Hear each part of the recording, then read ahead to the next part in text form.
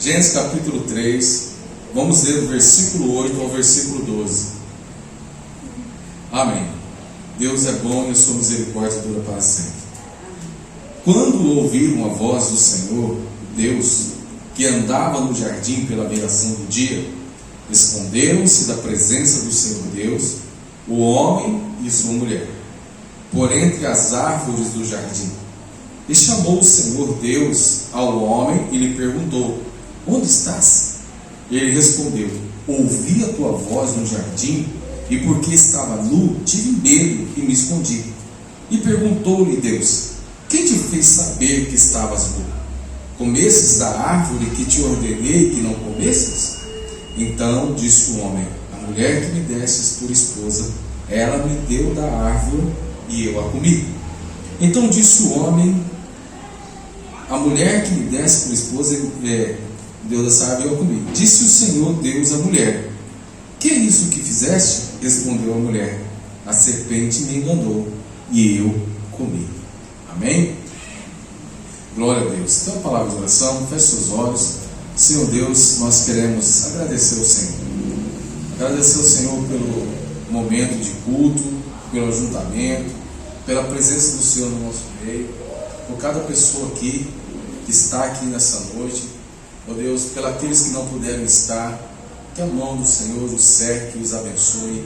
Ó Deus, que o Senhor possa proporcionar, ó Deus, um encontro genuíno com o Senhor. Ó Deus, e que tua presença se torne viva no coração de cada um aqui. Ó Pai, que possam ter essa relação de intimidade contigo, ó Deus, e perceber a ação do Espírito Santo sobre eles, com unção, com graça, com poder e misericórdia. Mas a tua palavra, Deus, vai ser lançada em terra fértil nessa noite.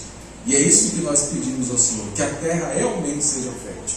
E que o Senhor prepare os nossos corações, que a tua boa semente ela possa cair em terra boa, ó Deus, e ser germinada e produzir, Deus, frutos e frutos que permaneçam para a glória do teu nome. Amém, Jesus. Amém. Meus irmãos, eu quero conversar com vocês hoje sobre uma estratégia do inimigo. Uma coisa que a gente não pode negar, que nós temos um inimigo na nossa alma. Nós temos o desafio espiritual. A Bíblia fala que nós somos seres espirituais, porque nós somos um espírito que habita dentro de um corpo, né? Nós somos um espírito que habita dentro de um corpo. Então nós somos seres espirituais. E há uma guerra espiritual, há uma dinâmica espiritual que acontece. Quando Deus fez o homem, estabeleceu no jardim, e ali Ele deu ao homem a condição de regência, de organizar todo o jardim, de cuidar de todas as coisas. Mas também Deus, além de dar ao homem toda a autoridade, Deus percebeu que o homem não podia estar só. E em conselho, a Trindade em conselho disse: não é bom que o homem esteja só, façamos, uma adjutora, uma companheira. Então nasce ali da costela do homem, nasce a mulher do lado do homem, para ser aquela que anda ao lado, juntos. A mulher não é maior e a mulher não é menor que o homem, os dois são iguais. Amém? Esse negócio de dizer que o homem é maior do que a mulher, o homem está sobre a mulher, não. O homem e a mulher são iguais. Cada um tem seu papel e são importantes um para o outro e para o reino de Deus, né? E os dois têm o mesmo valor, o mesmo peso e a mesma medida diante de Deus. Nenhum nem mais, nem outro nem menos. Mas aí o que acontece? Quando Deus estabelece o homem ali no jardim e dá todo esse poder, Deus dá para o homem essa condição e também as bênçãos para exercer essa regência. Isso nós conhecemos nas Escrituras. Então, além do domínio, além de ser uma autoridade, um poder, é também uma bênção, né? Então, a da multiplicação, né, da perpetuação daquilo que é a sua genealogia, da sua geração, né? Então, assim, o homem recebeu de Deus, da parte de Deus, condições para viver bem na presença de Deus, e o homem recebeu de Deus a melhor coisa. Sabe a melhor coisa que o homem podia receber? É a relação com Deus. Porque a Bíblia fala que na viração do dia, não sabe se é da madrugada para amanhã ou do final da tarde para a noite, mas na viração do dia, Deus se apresentava, Deus andava no jardim e se relacionava com o homem. É como se Deus chegasse ali e aí fosse com a mão para trás assim, fiscalizando. E aí, Adão, como é que tá? Ô Deus, ei, tudo bem, né? Foi tudo certo hoje, ó. Tá vendo aquele animal ali? Então, o que foi, Deus? Não, eu coloquei o nome de leão. Olha, rapaz, que bom, hein? Graças a Deus. Ó, bom, muito bom, Adão. Bom garoto, é isso aí mesmo. Sabe aquele lá, com a tromba ali? Eu coloquei o nome de elefante. Bom, Adão, muito bom, né? Assim, aquela relação com Deus, né? O maior presente que uma humanidade pode ter é uma relação com Deus. Mas aí o que acontece? A estratégia do inimigo foi tirar o homem dessa condição. Então o que o inimigo fez? Na forma de serpente, porque Deus trouxe para o homem toda uma autoridade, mas Deus colocou o homem um limite. E qual é esse limite? É o limite do entendimento de saber que Ele é Deus e que eu sou simplesmente alguém que Deus criou, me colocou ali com todo o poder, toda a autoridade, toda a condição de representá-lo, porque Deus estava formando alguém para se tornar filho, porque Deus nunca quis ser conhecido por poder, porque se Deus quisesse ser reconhecido por poder de ser Deus, Deus tinha crise de identidade. Então nosso Deus não tem crise de identidade. Deus, as escrituras vão mostrar que Deus quer ser reconhecido como Pai, né? Pai nosso que está no céu, né? Então você vai vendo que toda a relação de Deus é uma relação de família, de paternidade.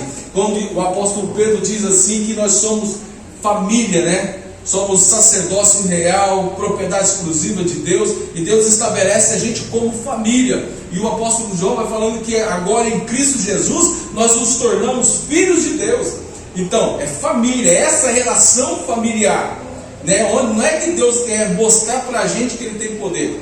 Mostrar, Ele não precisa mostrar, porque a gente sabe tudo que Deus criou, tudo que a gente vê, toda a forma que existe, já mostra a grandeza e a soberania de Deus.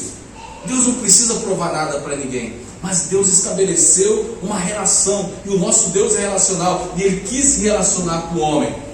Mas aí, o que acontece? Deus colocou um limite, e o limite é o seguinte: Adão, Eva, de tudo que está no jardim, de tudo, vocês podem comer, menos dessa árvore, o conhecimento do bem e do mal. Qual que é o limite, Orlando? Primeiro, se de tudo eu posso comer, eu preciso entender que Deus me abasteceu com fartura. Deus me deu com fartura. E o que Deus me deu, eu preciso aprender o quê? Ter gratidão.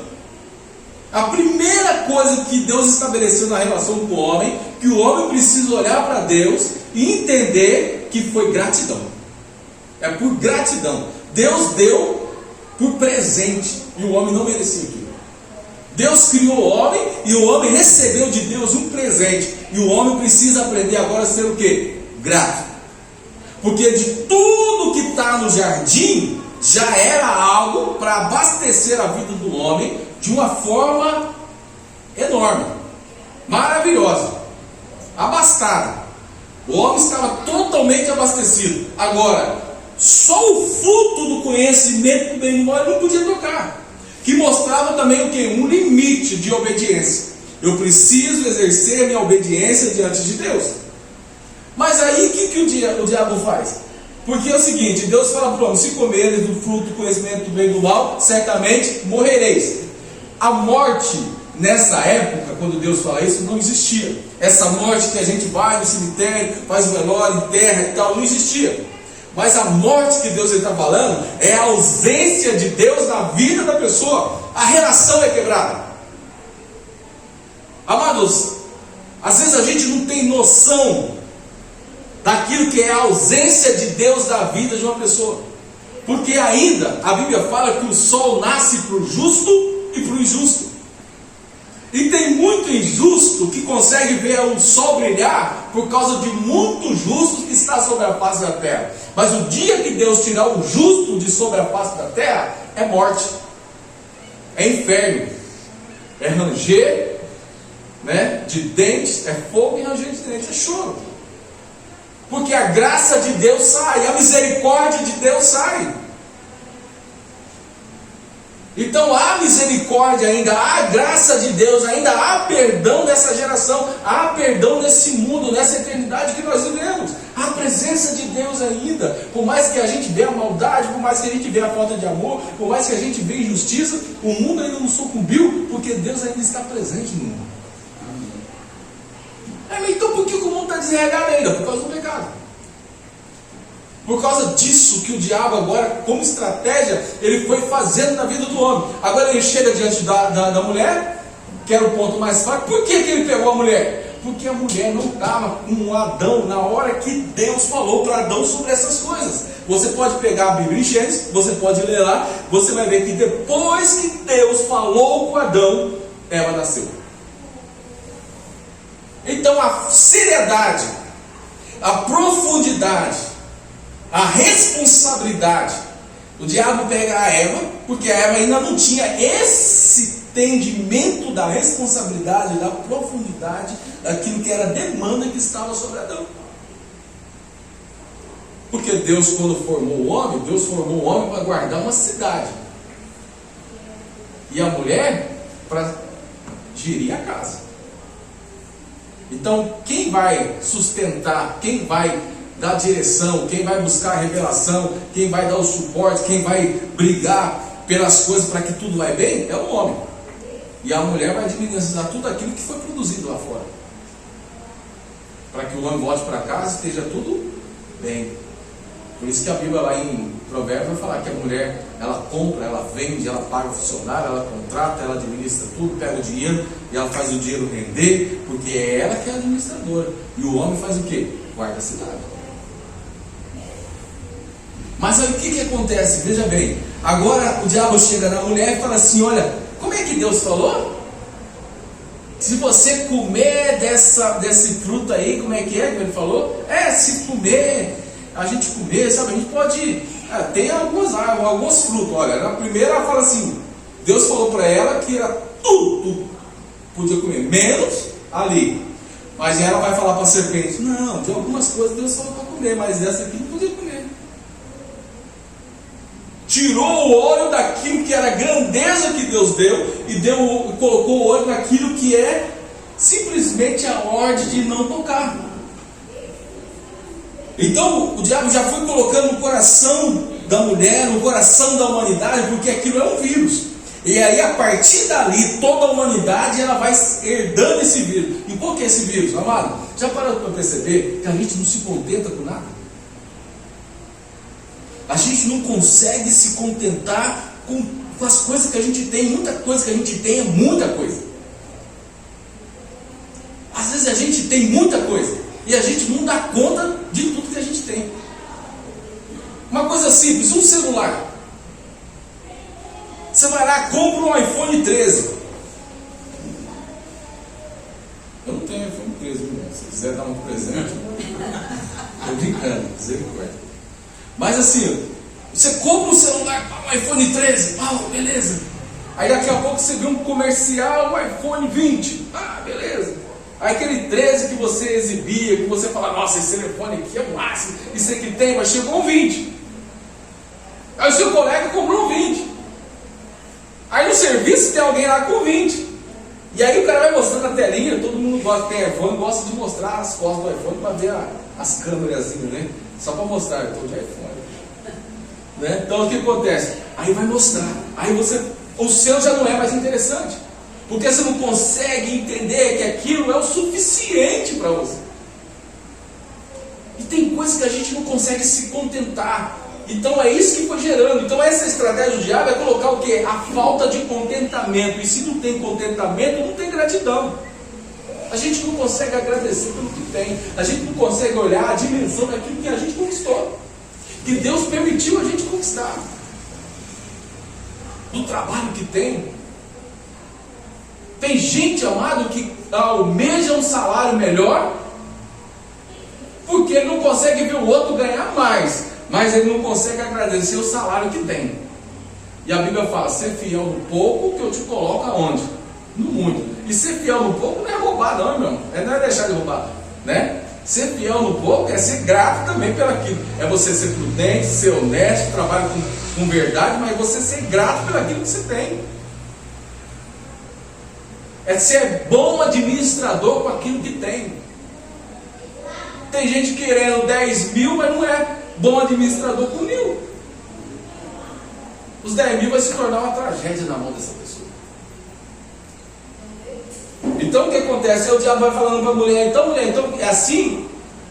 Deus falou: se eu for lá e comer, eu vou morrer. Não, você não vai morrer não, meu filho. Deus mentiu para você. Deus não queria que você soubesse. Quem que não queria que eu soubesse? Deus falou para você que não queria que você soubesse. Então fala para mim o que Deus não queria que eu soubesse. Fala para mim. Nossa, agora fiquei curiosa. Rapaz, posso contar? Fazer igual aquele João Kleber lá, né, da televisão. Os caras passam 1 hora falando assim: olha, depois do comercial nós vamos divulgar para você, vai revelar o grande segredo. Aí você fica 2 horas vendo na televisão esperando o grande segredo, nunca chega o grande segredo. Então assim, o diabo vai lá com a mulher e fala assim, vai matando o caô e fala assim: olha, eu vou contar para você o que Deus não queria que você soubesse. Então o que Deus não queria que eu soubesse? Se você comer do fruto do conhecimento do bem e do mal, você não vai morrer não, meu filho. É que você vai ser igual a Deus. A ganância, a vontade, o poder. Todo mundo quer poder. Todo mundo quer ter mais poder do que o outro. Todo mundo quer o poder de mandar no outro. A gente sonha em ser super-herói, a gente sonha em ter poder, a gente sonha em poder mandar, principalmente naquelas pessoas que a gente não gosta. E a gente não gosta, a gente detesta, a gente odeia aquela pessoa e quer mostrar para ela que você tem muito mais poder do que ela. Isso são estratégias do inferno. E a partir dali a mulher vai lá, pega do fruto, come e dá para o seu marido que estava com ela, no original fala. E os dois comem em pé. E o pecado ele entra na humanidade através da incredulidade, que não consegue crer naquilo que Deus deu como palavra e como promessa, e na falta de obediência àquilo que Deus estabeleceu como ordem, que era não comer do fruto. Mas aí nós olhamos para esse texto e vemos uma grande manipulação do nosso inimigo nos dias de hoje. Amados, o pecado foi instaurado na humanidade e agora toda criatura, ela nasce no pecado. Todo ser humano, no ventre da mãe, ele já é concebido no pecado, como diz Davi. Eu fui concebido no pecado. Minha mãe me concebeu no pecado. Uma criança no ventre da mãe, ela já está em pecado. Uma criança no ventre da mãe, ela já está condenada. Ela não é justa diante de Deus, porque ela nasce no pecado. O cordão umbilical não foi nem cortado ainda, ela já está precisando de um Salvador. E ela precisa de Jesus Cristo, porque essa foi a resposta de Deus contra o pecado. Para restaurar uma relação que foi rompida por causa do pecado. Isso é uma condição espiritual. E essa condição espiritual afetou a nossa realidade agora natural, no nosso cotidiano, na nossa vida.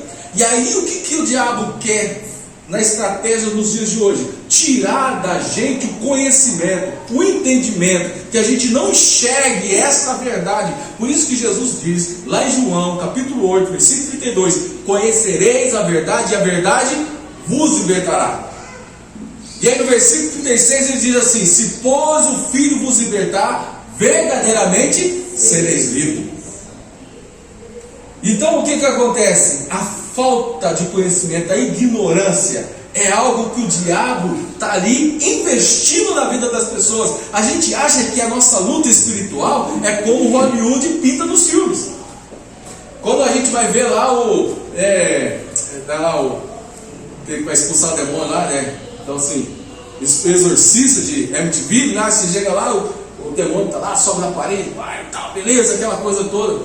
Existem possessões? Existe essas questões? Não pode existir, né? Mas agora a questão não é essa, mas a questão é a estratégia do diabo. E a luta, a nossa luta, quando o apóstolo Paulo fala assim, que a nossa luta não é contra carne e sangue, não é contra o meu irmão, a minha luta é contra principados, potestades e dominadores das regiões celestiais. E essa luta não é travada numa batalha de espada por espada, dando soco e paulada para lá e para cá. Não é isso.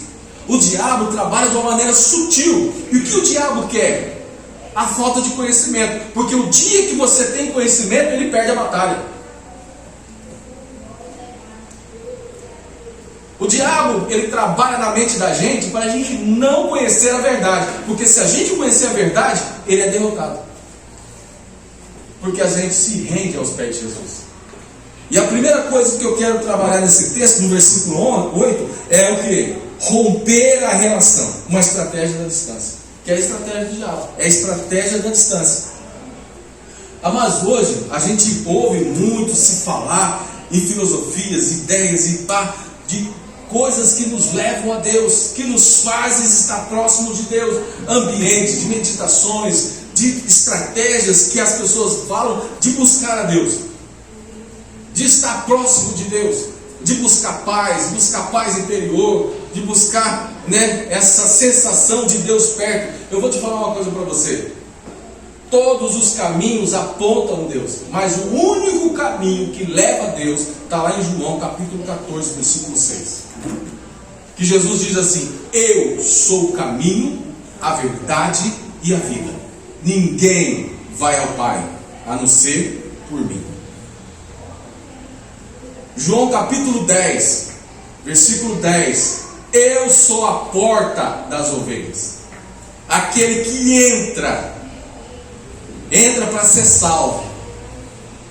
E aquele que sai por mim, sai para achar, como está no símbolo nosso, para achar pastagem. O que é pastagem? Desenvolver os seus dons e os seus ministérios, para ganhar pessoas e representar Jesus por onde quer que for. Mas é Ele, é Jesus, é o único caminho. Ele é a verdade de Deus para nós. E o diabo não quer que a gente se relacione com Ele. E aí o que acontece? O que o diabo faz? Ele monta formas de pensamento que prometem uma relação com Deus, mas Deus mostra que desde o princípio que realmente é necessário para o homem ter relação com Deus é o que? Fé e obediência. Fé em quê? Na palavra. Onde que estava a incredulidade lá no Éden, na queda? Que Eva não creu na palavra de Deus, que Deus falou: de tudo você pode comer. Então, se Deus falou, irmão, creia. Se está na palavra, creia, porque essa palavra é a revelação de Deus. Essa é a revelação de Deus. E a Bíblia fala: pode vir um anjo do céu e trazer uma nova revelação, você pode chamar de maldito, porque o que Deus tinha para revelar está aqui, ó, de Gênesis e Apocalipse. Está aqui. Essa é a palavra de Deus. E Deus revelou para nós o caminho da obediência. E a palavra de Deus em Romanos capítulo 7, versículo 10 diz assim, que a própria palavra, ela produz o que? Fé. A fé vem por ouvir, e ouvir a palavra de Deus. E aí veja bem, então o que o diabo tenta fazer? Movimentos que nos tiram dessa relação. Movimentos que tentam nos tirar dessa condição de encarar a palavra de Deus. Aí você vai ver recheados na internet de pessoas comentando: essa palavra foi escrita por homens. Mas aí o cara não para pensar: Deus é o que? Espírito. Para Jesus ser sacrificado no nosso lugar, Ele deixou a sua condição de Deus para se transformar em homem, nascer numa virgem, foi concebido numa virgem, Jesus não nasce na natureza do pecado, porque Jesus não nasce na condição de humano, mas Jesus se torna humano, mas sem pecado, para ser um cordeiro imolado, porque para perdão do pecado precisava ser derramado o sangue do inocente. Então, para aquele perdão que era derramado no sangue de um novilho, de uma ovelha, uma vez por ano, ou várias vezes que tinha que fazer qualquer tipo de sacrifício para derramamento de sangue, isso era toda vez, Jesus veio para fazer o único sacrifício, uma vez só, e é suficiente para a remissão de todo o pecado, de toda a humanidade, para que todo aquele que se dobrar a Cristo possa agora ser tirado dele toda a condenação do pecado e colocar nas costas de Cristo, porque Jesus levou sobre si todas as nossas dores e toda a nossa culpa. Então o que acontece? Aí, veja bem, Jesus vem na sua condição de homem, anda no meio de nós e tira isso, né? Mas aí a pessoa vai falar assim: não, mas essa palavra, cara, foi escrita por homens. Beleza, ela foi escrita por homens inspirados pelo Espírito de Deus. Se Deus é Espírito, o Espírito usa eu e você até hoje para fazer a obra dele. Você não faz a obra de Deus? Se Deus quer abençoar uma pessoa, Ele vai usar quem? Vai usar você, vai usar eu, vai usar a gente para abençoar o outro. E assim Deus trouxe uma revelação e usou homens inspirados pelo Espírito de Deus. O filósofo francês René Descartes, ele é de 1500, nasceu em 1596 e morreu em 1650. O Descartes, ele diz assim: Deus é uma deusa. A visão dele, Deus é uma deusa.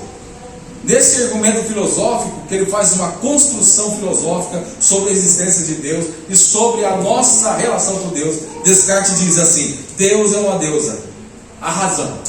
A razão, ou seja, Deus e o homem horizontalizaram-se, tendo em vista que a razão é inseparável do ser humano.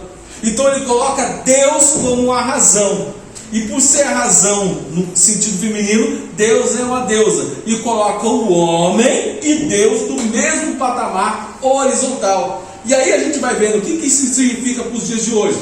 Hoje a gente vai vendo que até nas pregações de muita gente falando assim: você é Deus. Você já ouviu alguém falar assim para você? Você é Deus, irmão. A gente não é Deus. O humanismo trouxe a ideia de que o ser humano, ele é potencializado. Olha, Deus move o universo por causa de você. Deus agora te deu todo o poder, e tudo que você falar e tudo que você fizer, você tem poder para conquistar. Olha a manipulação, estratégia do inferno para tirar você da relação com Deus. Porque enquanto nós nos relacionarmos com Deus, dizendo a Deus que nós temos poder como Ele, Ele não se relaciona conosco. Porque a relação de Deus conosco é quando você reconhece que você é pecador e que você depende dele e que Ele é soberano sobre você, que Ele é Senhor da sua vida. Mas a relação que está sendo construída na fé hoje de pessoas que querem se relacionar com Deus é que elas querem ter uma condição como Deus. Lembra que o diabo falou para a mulher? Coma do fruto, você não vai morrer, mas você vai ser igual a Deus. Tem muita gente querendo ser igual a Deus. Essa ideia de a gente vir para um culto e dizer: venha para o culto do milagre, hoje você vai receber um milagre, você vai enxergar, você vai andar. Isso aí, a gente não tem autoridade para falar isso, porque é só Deus que pode produzir um milagre, e se Ele quiser, Ele vai fazer. Mas eu não posso dizer: vem para um culto hoje, que eu vou orar com você e você vai receber o seu milagre. Eu não sei. Eu estou mentindo para você. Eu não sei. Eu posso orar com você com fé que Deus vai fazer, mas prometer para você. Tem tanta gente sofrendo na espera de um milagre, irmão. Eu estou brincando com o sofrimento dela. Eu estou judiando dela. Aí a pessoa vem para cá numa expectativa de um milagre e vai embora para casa frustrada, brava com Deus. Eu orei a Deus, eu busco a Deus, nunca recebi nada. Como aquele homem que Jesus chega assim, quer ser curado, no poço de Siloé, fala assim, lá no poço de Betesda, lá em Jerusalém, fala assim, o que você quer ser curado? Eu quero, mas toda vez que o anjo desce, chacoalha a água, ninguém me joga no poço. Eu estou aqui tanto tempo, já perdi a esperança. Jesus falou assim, acorda, meu irmão. Tem anjo não. Toma uma posição. Toma a tua cama, levanta e anda. Acorda você. Para que você vem aqui? A sua expectativa não está nas pessoas. A sua expectativa está em mim. A sua esperança está em mim. E a relação que Deus quer de nós é esperança. Friedrich Nietzsche, ele nasceu em 1844 e morreu em 1900.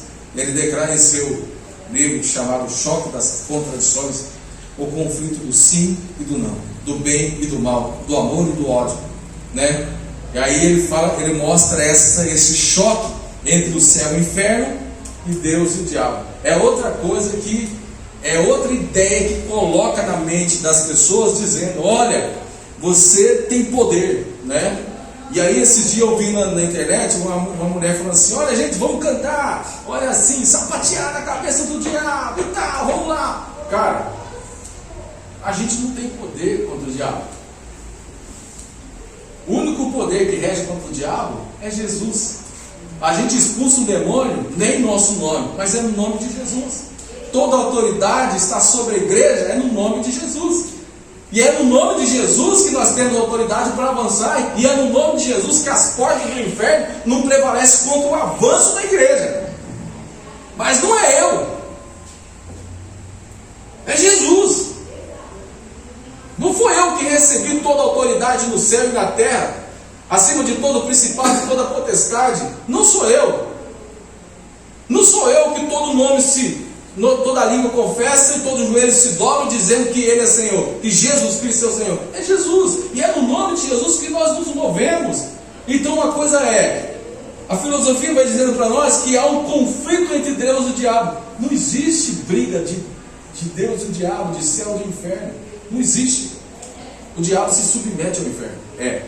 O inferno se submete ao céu. O diabo se submete a Deus. Ele sabe que já é derrotado.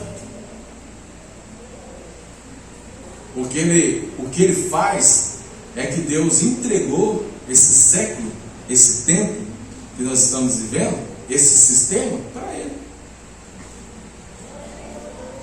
Esse sistema, quem entregou isso para Ele foi Deus. Mas vai chegar o dia que Deus vai falar assim, acabou, tirou, pronto, resolveu o problema. Eu dei, eu mesmo tiro, já era. E a promessa lá em Gênesis é que agora é o seguinte: você ferirá o calcanhar, mas o filho, o descendente, que é Jesus Cristo, pisará a cabeça. Chegará o dia que Jesus pisará a cabeça da serpente, esmagará a cabeça da serpente e acabou. Não tem discussão. E a gente fica nessa ilusão, nessa questão, e tudo isso, amado, nos separa de uma relação séria com Deus.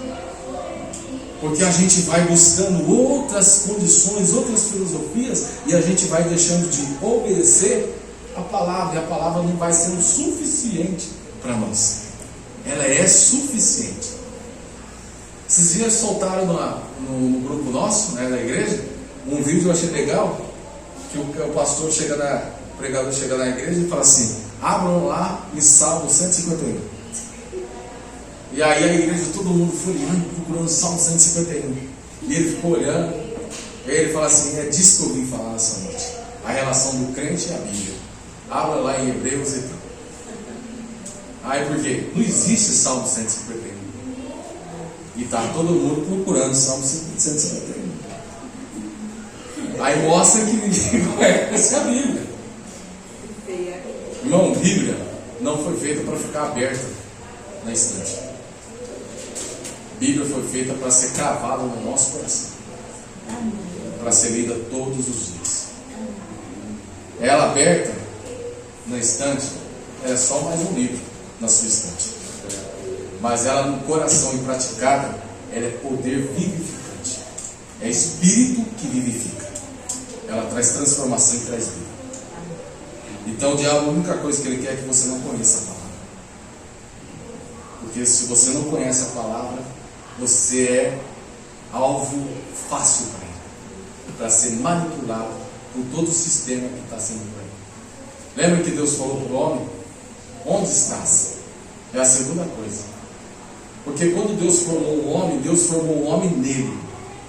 Para o homem estar nele. Estar em Deus não é estar ao lado de Deus, mas estar em Deus é que Deus agora faz do homem alguém que seja como ele. Lembra quando Deus vai fazer o homem? Façamos o homem a nossa imagem, conforme a nossa semelhança. Deus deu ao homem, somente ao homem, ao único ser criado que Deus deu característica dele próprio. Deus deu isso para mim e para você. Nós somos imagem, conforme e semelhança. Então Deus deu para nós, e nós somos nele, somos formados nele, existimos nele, temos a característica dele, e nos portamos como ele, representando o que ele é. No poder? Não. No amor. Porque Deus não se manifesta no poder, Deus se manifesta no amor. Você vai ver que Deus agora, ele vai falando a partir de Jesus, você não vai ver nenhum movimento do Evangelho dizendo, vai. Lógico, quando a gente vai ministrar a palavra, tem a ação de poder do Espírito. Mas agora, nós, representando Deus, como é que nós nos movemos nas faces da terra? Como que as pessoas conhecem que somos filhos de Deus? Pelo poder? Não, pelo amor. É o amor que constrange, é o amor que as pessoas de fora vão olhar aqui dentro e vai falar assim, nossa, que bênção, ali tem amor de Deus, ali tem poder de Deus. É o amor. Porque o amor revela o caráter de Deus, o amor revela quem Deus é, o amor revela a identidade de Deus. E é isso que o apóstolo João fala assim, filhinhos, seja manifesto em vocês o amor, sejais vocês reconhecidos pelo amor entre vocês. Atos capítulo 2 fala que agora os de fora simpatizavam com a igreja, porque ela viu o que é dentro da igreja? Amor. Porque eles perseveravam na doutrina, na Bíblia, dos apóstolos, partiam pão de casa em casa, se repartiam, perdoavam, amavam, se relacionavam, vendiam até as suas próprias propriedades para poder não deixar o outro passar fome, o outro sentir falta, para poder socorrer a miséria do outro, para poder ajudar uns aos outros, porque era o amor que estava entre eles. E os de fora olhavam aquilo e falavam assim, nunca vi isso, meu Deus, nesse mundo aqui é mal, nunca vi isso. Uma igreja que se move em amor, uma igreja que anda em amor, é uma igreja que revela o Deus e fala que Deus está vivo. A gente não tem que ficar brigando por poder. O poder você vai falar que a gente pode. E aí? O que o poder transforma a vida? Eu posso ter poder para fazer alguém andar, mas ela vai andar, vai continuar mentirosa, salafrária, mal pagador. Mas é o amor que transforma o nosso coração, que vai nos constranger, que vai falar para a gente, aquele que minta, não minta mais, aquele que roubava, não rouba mais. É o amor que vai fazer a gente andar 2 milhas, 3 milhas, que a gente vai fazer repartir nossa camisa. É o amor.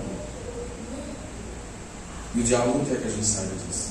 Então andar com Deus, estar em Deus. Mas aquele dia que o homem pecou e comeu, e quando Deus desceu, o homem ouviu o movimento de Deus no jardim, a Bíblia fala que o homem se escondeu, e quando se escondeu, Deus falou assim, onde estás? O que Deus está perguntando? Deus, a palavra de Deus, tudo Deus vê. Ela fala para a gente, nos ensina que os olhos de Deus estão em toda parte, tudo está diante de Deus. Deus vê todas as coisas. Deus sabia onde estava Adão. Adão não precisava se esconder atrás de uma folha, ou de uma árvore, ou de um arbusto, ou de uma moita, para se esconder de Deus, porque Deus tudo vê.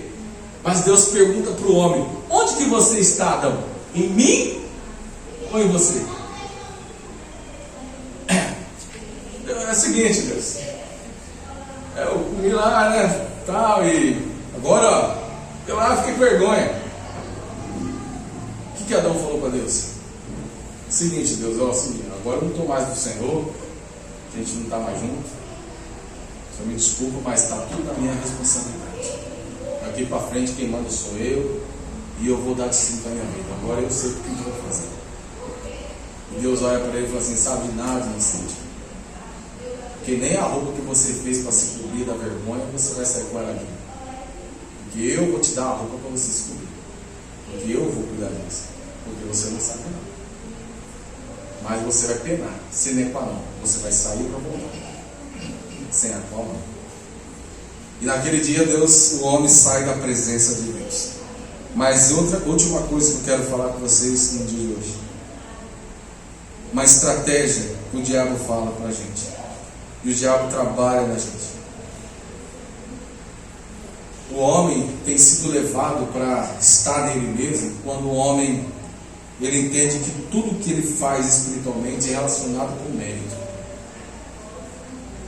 O mérito vai dizer para nós que a gente tem merecimento. A gente não nasceu, não pediu para nascer, então nós estamos aqui, então Deus é obrigado. Deus não deve nada para ninguém. Deus não deve nada para mim, nem para você. E tudo aquilo que eu conquisto não é por mérito, é por graça. É por graça de Deus. Ah, eu trabalhei, eu ganhei, eu me inteligência. Quem te deu saúde, quem te deu inteligência, quem te deu capacidade, quem abriu porta foi quem? Deus. É graça. Se você conseguir olhar para isso com gratidão, você não tem noção como a sua vida vai se transformar. E aí, uma coisa que o diabo usa para separar o homem de estar em Deus, para que o homem esteja nele mesmo, é dizer para o homem que ele tem controle sobre a sua própria vida. O homem perdeu o controle quando o pecado entrou no mundo. O homem não pode se salvar. Quem salva o homem é Deus. As minhas boas ações não me dão salvação. O que me dá salvação é Jesus na cruz do Calvário. E eu creio no sacrifício de Jesus e me render a Ele. Se eu vivo por mérito, eu não reconheço que Jesus realmente na cruz do Calvário me sacrificou por mim. Às vezes eu ouço pessoas dizendo assim: mas você vai vendo que o povo judeu matou e crucificou Jesus. O povo judiou lá. Fosse hoje era diferente. Não. Quando Jesus foi cuspido, trocado por Barrabás, colocado coroa de espinho e crucificado, e até mesmo furado ao lado por uma lança de um soldado romano, tudo aquelas maldades que fizeram com Jesus, aquilo lá não era só os romanos e os judeus que estavam fazendo, era todo o ser humano, desde Adão até aquele que nascerá antes dele voltar. Os cuspidos era meu e seu também. A coroa de espinho era minha e sua também. As maldades, trocar Jesus por Barrabás, era eu e você gritando lá também. Porque foram as nossas maldades que mataram Jesus na cruz. Jesus foi na cruz pela minha e a sua maldade. Não foi só os judeus que crucificou Jesus. Jesus foi na cruz porque eu precisava ir na cruz. E Jesus foi na cruz por causa de mim e de você. Então não há mérito. Não há mérito em mim, não há mérito em você. Nós não temos mérito diante de Deus. O que nós temos é graça. Favor imerecido. Ele nos deu. Ele nos amou e nos abençoou. E tem nos abençoado todos os dias. Amém. E se nós entendemos que nós não temos mérito, nós estamos em Deus. Amém? Não em nós mesmos. E a última coisa, nós precisamos assumir as nossas responsabilidades. O versículo 12 e 13 vai mostrar que o quê? Quando Deus fala assim: e aí, mas você, Adão, como é que foi? Você com comida, água e tal, de fruta. Mas Mas foi a mulher que o Senhor me deu. Olha, a mulher que o Senhor me deu. Então a culpa foi dele e do Senhor. Porque eu estava muito bem. Mas aí eu estava sozinho, tranquilo, aí o Senhor me trouxe um problema. Né? Pô, o Senhor gerou um problema. Posso... Rapaz, saudade da minha costela, Deus. Pelo amor de Deus, hein? O Senhor foi arrumou para minha cabeça. Agora eu estou enrolado, hein? Eu comer dela, hein? E não é assim até hoje, hein?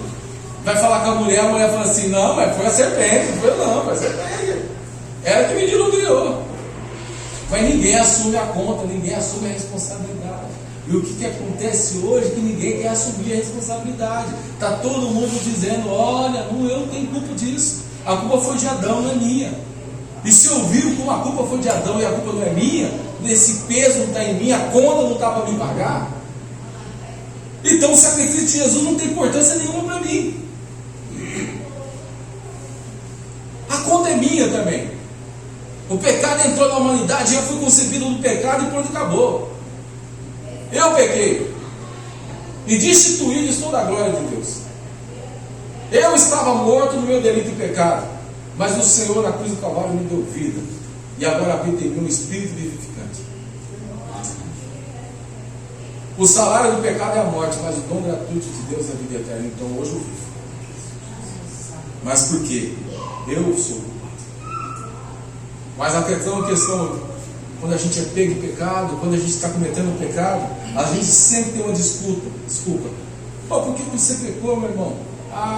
Por que você adulterou? Minha esposa me dá atenção. Mas e você dá atenção para ela? E você a considerou no processo? Você quer respeito, mas você a respeitou no processo? Meu irmão, tal, porque eu fiz isso, tal. E aí? Mas foi por causa do outro. Não. Onde está a sua culpa? Onde está a sua responsabilidade? A gente precisa assumir as nossas responsabilidades. Me perdoe, foi eu. Irmão, vacilei. Perdão. Me perdoe. Eu assumo. O que a gente precisa é aprender a assumir. E o diabo tem gerado pessoas que têm rompido relação, pessoas que estão em si mesmas, pessoas que são arrogantes, vivem em si mesmas, nas suas próprias vaidades, na sua própria interioridade, na sua própria arrogância, pessoas que pensam só no seu umbigo, não conseguem olhar para a comunidade, e pessoas que também agora, elas nunca são erradas, sempre quem está errado é o outro, mas ela nunca consegue reconhecer o seu próprio erro. Esse tipo de reação, de atitude, são coisas que nos afastam de Deus. E a gente acha que Deus está se relacionando com a gente. Deus está tendo misericórdia, nos dando uma oportunidade para a gente olhar para as Escrituras e ser transformado por ela. Você já parou para pensar? Às vezes a gente está indo, as coisas estão indo bem, a gente está tudo dando certo, mas às vezes Deus não está, não é que está tudo certo com Deus, não. Deus está dando uma oportunidade e falando assim: olha, eu estou te dando um sinal, olha para a palavra, procura saber, se orienta na palavra, porque certamente tem uma palavra, eu quero falar com você, olha para a palavra, para mostrar para você que você não está certo, e se você se arrepender dos seus maus caminhos, eu ouvirei a oração desse lugar e abençoarei a sua terra. Mas você precisa olhar e reconhecer e assumir a sua responsabilidade, porque dessa maneira você se relaciona comigo. Então a maneira que Deus estabeleceu para a relação foi fé, obediência e Cristo Jesus. É a cruz do Calvário que é a ponte da nossa restauração no relacionamento com Deus. Amém? Que Deus nos ajude a ser pessoas que se relacionam com Deus e que não são levados em vento de doutrina. As filosofias vãs do mundo não nos roubam a verdade. Só existe uma verdade, e é a palavra de Deus. Se você falar isso na sociedade, as pessoas vão te crucificar, vão te bater. Falam assim: você está doido, rapaz? Não, só existe uma verdade. E eu tenho que viver e não arredar o pé disso, sem brigar, respeitando, Irmão, se você crê nisso, eu respeito você, Deus te abençoe. Eu quero finalizar com uma historinha muito interessante. Eu acho que eu postei no grupo lá. Eu achei interessante que eles fizeram uma filmagem de um jovem negro trabalhando lá com uma loja. E aí fala assim pro rapaz, pro filho dele: olha, eu terminei meu serviço no horário, eu queria receber o meu salário, preciso pagar meu aluguel, estou atrasado, preciso ajudar meu pai e minha mãe. E o cara nervoso, o namorado, falou assim: olha, vai embora, você não vai receber nada hoje não. Não, mas eu tô. Não, o que eu tenho a ver com isso? Vai embora, rapaz. Você já chegou atrasado, você não vai receber nada hoje não. Pode ir embora. Não, tudo bem então, Deus te abençoe. Aí o cara sai, tá indo embora, a menina corre atrás dele e fala assim: ô, o cara te humilhou, arrasou você lá dentro. Você fala para ele: Deus te abençoe? Pois é, não tem problema não. Mas é assim mesmo, minha vontade é que Deus te abençoe. Você fala isso com verdade, você acredita nisso? Creio sim. Mas como é que você acredita em uma coisa que nem existe? Não, eu respeito você, moça. Respeito você, não vou discutir não. Mas eu acredito nisso. Deus te abençoe também.